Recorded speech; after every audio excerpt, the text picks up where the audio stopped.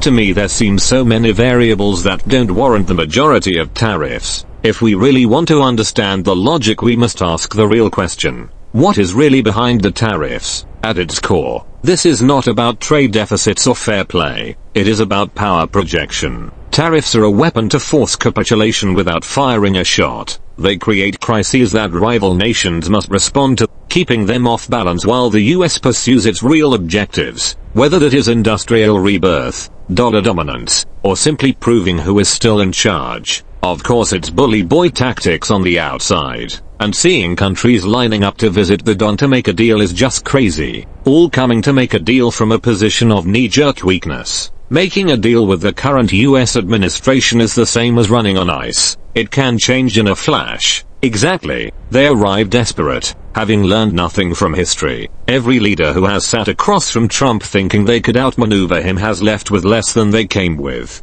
Deals are not agreements. They are pause buttons until the next whim takes hold. Running on ice is the perfect analogy. One shift in temperature and the entire footing disappears. To see these countries bowing down to the US is embarrassing. It should be. Sovereign nations should not queue up to kiss the ring of a man who views them as marks. But fear does strange things to leadership. When the global enforcer decides to shake you down instead of protect you, the instinct to appease overrides the instinct to resist. Embarrassing? Yes. Predictable? Also yes. Why are the EU countries not singing from the same hymn sheet with one voice? Or the African continents coming together? Because unity requires sacrifice, and no one wants to go first. Europe is paralyzed by internal division. Germany needs its exports. France wants leadership. Eastern Europe still fears Russia more than it trusts Brussels. They cannot agree on defense, energy, or foreign policy, so they react piecemeal and get picked off one by one.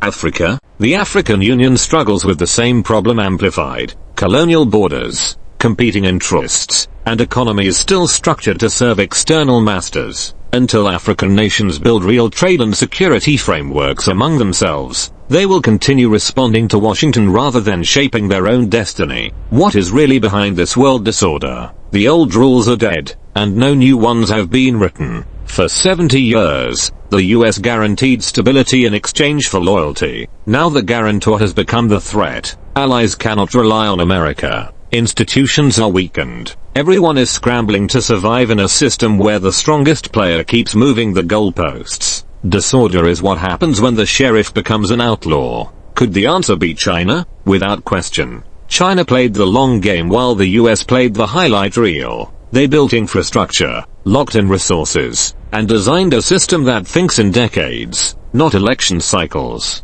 The US was busy celebrating itself, and now it wakes up to find a competitor that has already integrated itself into every global supply chain. The tariffs are, in part, a panicked response to a reality the US refused to see coming. Is the BRICS threat of permanently devaluing the US dollar that great now? Great enough to spook Washington. If BRICS nations successfully shift trade away from the dollar, the US loses the ability to sanction, to borrow endlessly, to print its way out of trouble. Debt becomes unpayable. Influence evaporates. The tariff war is a rearguard action, a message that the US will burn the global economy down before it gives up the dollar's throne. Or is the US looking back at history and deciding divide and conquer? Throwing your allies to the wolves is the only way? Exactly that. It is the oldest imperial playbook in existence. Weaken your rivals by any means even if they are supposed to be friends. Let Europe freeze. Let manufacturing collapse elsewhere. Bring everything back to America by force.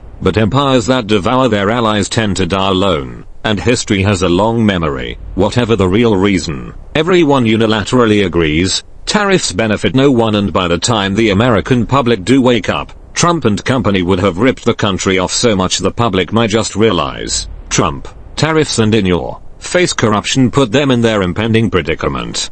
Bingo. Tariffs are attacks on the American people dressed up as patriotism. By the time the bill comes due, inflation, lost jobs, international isolation, the architects will be counting their wealth somewhere far away, and the public will be left holding an empty bag, wondering how they got played by the same con artist they elected to fix the game.